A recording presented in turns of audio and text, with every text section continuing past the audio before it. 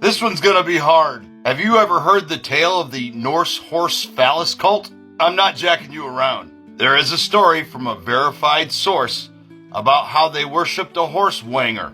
Therefore, it falls under Norse Mythology Explained in the Creator Search Insight tool. Is this thing on? Testes, 1, 2, 3.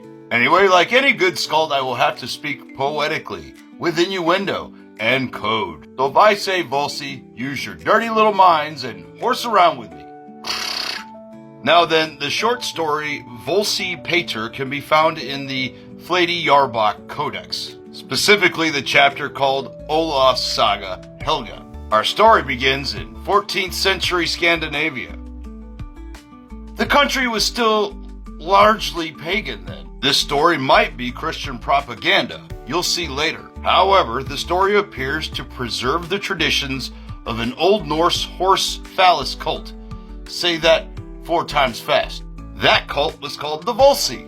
Ride it, my Volsi. Our story begins with an old man and old woman raising their 2 kids, both a boy and a girl, in the wilds of Scandinavia. One of their servants had just finished butchering a horse. It was a pretty popular food back then, and this servant was passing by the young master holding the horsey Volsi. Being the hard-on little scamp the young master was, he snatched that horsey Volsi right on up and went and antagonized his sister with it. And it went flubbada, flubbada, flubbada, flubbada. The sister said, "Stop horsing around and throw it away." The old mother said no. She had uses for it. She wrapped it in linen with onions and herbs to preserve it and put it in her coffer. You know, 'cause it hardened up, 'cause preservation.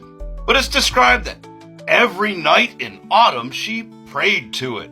Take me to church. Not only did she pray to it, she had her whole family pray to it as if it was their deity. Now then, get your mind out of the gutter, enter King Olaf II of Norway. He had tucked tail and was on the run from King Canute the Great.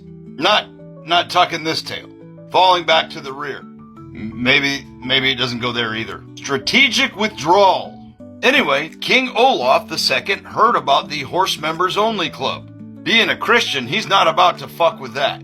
So he decided to go convert them. So the king and 2 associates put on gray cloaks to go incognito, to penetrate to the truth of the matter. One of these friends was a skald to record this for posterior's sake in the annals of history. They entered the house under the cover of night, where he and his friends met with the entire family, and they just whipped it out.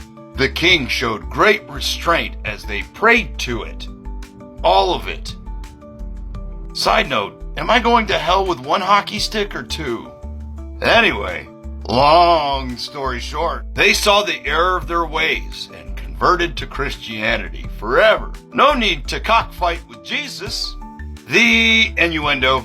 If you excuse me, after all this research, I've got to go clear my browser history before people start asking questions.